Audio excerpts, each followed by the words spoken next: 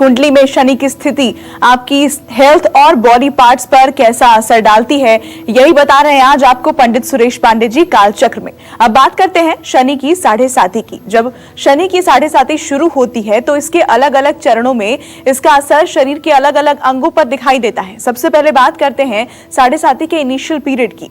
किसी व्यक्ति की साढ़े साती शुरू होने पर शनि का सबसे पहला प्रभाव किस अंग पर पड़ता है, आइए जानते हैं। पंडित जी, अगर साढ़े साती के शुरुआती स्टेज की हम बात करें तो इसका असर शरीर के किस अंग पर सबसे पहले दिखाई देता है? देखो, सबसे पहले तो साढ़े साती क्या है ये भी अपने दर्शकों को बता दूं। 7.5 साल की एक दशा को कहते हैं साढ़े साती। 3 राशियां क्रमशः 2.5 वर्ष तक शनि जब उसमें व्यतीत करता है तो तीनों राशियों को मिलाकर के एक समय चक्र बनता है जिसको कहते हैं साढ़े साती। शनि जिस राशि पर रहता है उस राशि पर और उसके आगे वाली राशि पर और उसके पीछे वाली राशि पर और उस राशि पर जिस पर रहता है, ये 3 राशियों पर साढ़े साती होती है। जैसे इस समय मकर राशि में शनि है तो धनु राशि और कुंभ राशि और धनु राशि तीनों राशियों के ऊपर साढ़े साती है। इसी तरह से शनि की ढैया के बारे में भी अगर आपको जानकारी करना हो तो शनि की स्थिति से 6वां और 10वां स्थान साढ़े साती का होता है। यह स्थान अगर आप ध्यान से देखें तो शनिदेव के 10वें स्थान को अगर आप देखें तो 10, 11, 12, 1, 2, 3 ऐसे गिन लें तो मिथुन राशि में शनि की ढैया बनेगी और फिर तुला राशि पर शनि की ढैया बनेगी। ये आप समझ गए होंगे। तो शनि की जब भी साढ़े साती शुरू हो तो विभिन्न चरणों में इसका प्रभाव शरीर के अंगों पर अलग अलग दिखाई देता है। अब मैं आपको बताता हूं कि साढ़े साती के दौरान शनि शरीर के किस अंग पर प्रभाव डालते हैं और व्यक्ति की सेहत और किस्मत के लिए शुभ होता है या नहीं। किसी इंसान की साढ़े साती शुरू होने पर शनि का सबसे पहला प्रभाव उस व्यक्ति के मस्तिष्क पर पड़ता है। शनि की साढ़े साती के शुरुआत 10 महीने तक शनि का प्रभाव दिमाग पर ही होता है। हालांकि शनि का यह प्रभाव कम होता है और खतरनाक भी नहीं होता है। शनि के इस प्रभाव को सुखद माना जाता है। दिमाग पर तो होता है असर, लेकिन ऐसे लोग शोध करके बहुत अच्छा कुछ कर सकते हैं। ऐसे लोग योजना बना करके कुछ अच्छा कर सकते हैं। इसका मतलब ये नहीं कि आपका दिमाग हाईजैक कर लेंगे शनिदेव, ऐसा भी नहीं है। तो शनि की साढ़े साती के 10 महीने गुजरने पर शनि का प्रभाव शरीर के किस अंग पर पड़ेगा, ये भी जानने वाली बात है ना। तो और 12 राशियों पर, अगर आपकी कुंडली के 12 राशियों पर शनि कहाँ स्थित है तो किस पर क्या प्रभाव डालेगा, ये भी जानना बनता है। और इस बीच हमारे साथ एक कॉलर जुड़ गई हैं, कांता उत्तराखंड से। बहुत स्वागत है कांता जी, आपका अपना सवाल पूछिए। हाँ जी, नमस्ते पंडित जी। हाँ, सदा सुखी रहिए। हाँ जी पंडित जी, मैंने अपने बड़े बेटे के लिए पूछना है। बताइए कांता जी। हाँ जी, उसका जन्म है 26/12/1993 जी। और दिन रविवार रात को 10:10 पे जी जी बरेली में हुआ है जन्म। जी, क्या जानना चाहती है कांता जी उसके बारे में?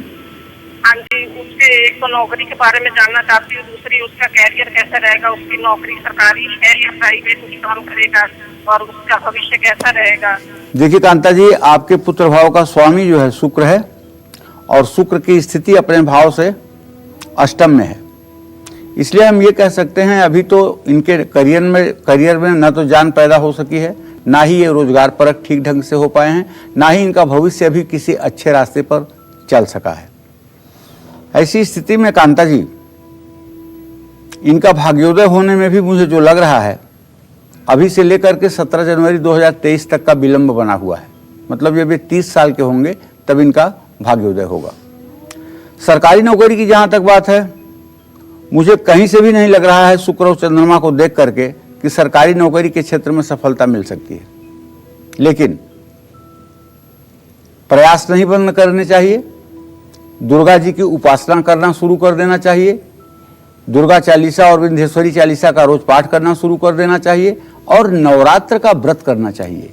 पूरे नवरात्र के 9 दिन के व्रत अगर ये 5 नवरात्र करें और 9 दिनों तक देवी की पूजा पाठ उपासना करें तो इनका जो कमजोर ग्रह है वो मजबूती को प्राप्त करेगा और इनका भी अच्छा भाग्योदय हो जाएगा। और चलिए अब बात करते हैं शनि की साढ़े साती के दूसरे चरण की। साढ़े साती के 10 महीने गुजर जाने के बाद शनि का प्रभाव किस अंग पर पड़ता है, आइए जानते हैं। पंडित जी, अब से थोड़ी देर पहले आपने साढ़े साती के इनिशियल स्टेज के बारे में बताया था, लेकिन जब 10 महीने गुजर जाते हैं तो इसका असर शरीर के किस अंग पर दिखता है? देखो, ये 2 बातें हैं। एक तो शनि की साढ़े साती के 3 चरण होते हैं। एक जिस राशि में बैठता है, एक जिस राशि से निकल चुका है, एक जिस राशि में जाने वाला है। तो एक तो पहला दूसरा चरण ऐसे डिसाइड करेंगे 2.5 साल का, ठीक है। तो 2.5 साल में 30 महीने होते हैं और 30 महीने को अगर हम 3 भागों में विभक्त करें तो 10-10 महीने का कालखंड आता है।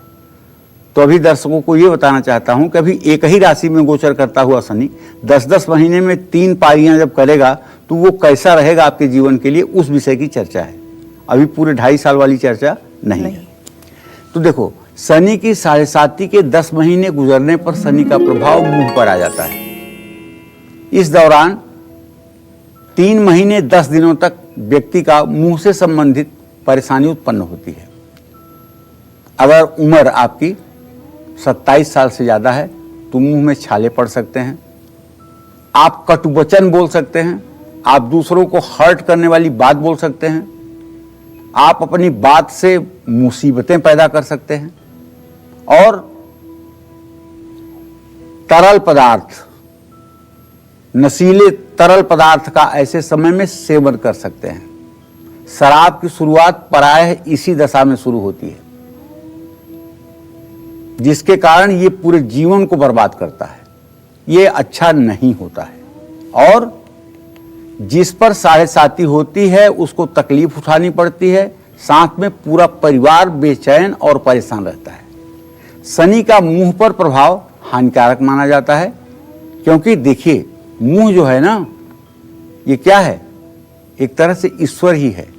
मुखिया मुखते चाहिए, खान पान कहु एक, पालहि पोसहि सकल अंग, तुलसी सहित विवेक। मतलब जैसे किसी के शरीर को शुगर हुआ है तो उसका मुंह चीनी खाना बंद कर देगा, किसी को अगर खांसी हुई है तो उसका मुंह आइसक्रीम नहीं खाएगा। जबकि ये मुंह खाता है तो सारे अंगों का इसी से पालन पोषण होता है और सभी अंगों को ठीक रखना इसकी जिम्मेदारी बनती है। इसी तरह से एक राष्ट्र का मालिक होता है, एक संस्था का मालिक होता है, जो अपने यहाँ छोटे से छोटे कर्मचारी से बड़े कर्मचारी तक के हित की बातें सोच करके निर्णय लेता है, वो वाकई में मुखिया ही होता है। तो इसी तरह से जो हमारा मुंह है ये हमारे शरीर का पोषण का एक मार्ग है और समान रूप से ये अगर ये नाखून बढ़ाने में मदद करता है तो बाल भी बढ़ाने में मदद करता है। कहने का मतलब ये है कि छोटे से छोटे अवयव और बड़े से बड़े चीजों को भी ये मुंह के द्वारा प्राप्त जो आहार होता है उसी से संचरण होता है। तो मस्तिष्क और मुंह के बाद शनि की साढ़े साती का किस प्रभाव पर ज्यादा असर पड़ेगा ये भी बताऊंगा। तो लगातार हम दर्शकों के सवाल भी ले रहे हैं। हमारे साथ एक कॉलर जुड़े हैं अशोक गोपालगंज से। बहुत स्वागत है आपका, अपना सवाल पूछिए। हेलो। हाँ अशोक जी। हाँ, प्रणाम पंडित जी। सदा सुखी रहिए। हम गोपालगंज बिहार से बोल रहे हैं, मेरा नाम अशोक पांडे है। जी जी। हम अपने तृतीय पुत्र चंदन पांडे के लिए प्रश्न पूछते हैं जी। जिसका जी बोलिए, अशोक क्या जानना चाहते हैं चंदन के बारे में? चंदन पांडे जिसका नाम है, जिसका जन्म तिथि 6/11/2007 है रात्रि के जी। इसका अशोक पांडे। आप जानना क्या चाहते हैं? 6/11/2007 8 बजे उसके करियर के बारे में। चलिए मैं आपको बताऊं, चंदन के बारे में आपने पूछा है अशोक जी। ये आपके द्वितीय पुत्र हैं और द्वितीय पुत्र होने के कारण इनका ग्रह शुक्र बनता है और इनके 10वें भाव का स्वामी चंद्रमा बनता है।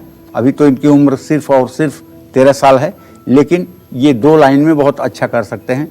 एक तो ये बहुत अच्छे आर्किटेक्ट बन सकते हैं और दूसरा ये डॉक्टर बन सकते हैं। लेकिन चूंकि चंद्रमा वृषभ राशि का है, इसलिए ये डॉक्टर तो बन सकते हैं, लेकिन अगर डॉक्टर नहीं बन पाए, 2% की ऐसी संभावना है, क्योंकि शुक्र भी वक्री है, तो ऐसी स्थिति में अगर डॉक्टर न बन पाए तो बहुत अच्छे केमिस्ट बन सकते हैं। बी फार्मा, डी फार्मा करवा करके आप इन्हें ड्रग इंस्पेक्टर जैसी नौकरी तक पहुंचा सकते हैं। इनके अंदर टैलेंट है, इसमें कोई दो राय नहीं है, लेकिन अभी इनके स्वास्थ्य पर विशेष रूप से ध्यान दीजिए। अभी 13 साल के हैं, अभी इनका भाग्योदय होने में कम से कम 10 से 10.5 सालों की देर है। तो आइए चर्चा को आगे बढ़ाते हैं और जानते हैं कि 7.5 के तीसरे चरण में शनिदेव शरीर के किस अंग पर अपना कैसा प्रभाव डालते हैं। पंडित जी, जब 7.5 का तीसरा चरण शुरू होता है तो शरीर के किस अंग पर इसका प्रभाव दिखता है? 7.5 का तीसरा चरण नहीं बेटा, 7.5 के एक राशि का तीसरा चरण जी, ठीक है ना। अब हम 20 महीने से 30वें महीने तक का उल्लेख कर रहे हैं। देखिए, शनिदेव 7.5 पर तीसरे प्रभाव में आंख मुंह के बाद अगला प्रभाव जो डालते हैं वो आंखों पर ही डालते हैं। शनि का ये प्रभाव अच्छा माना जाता है।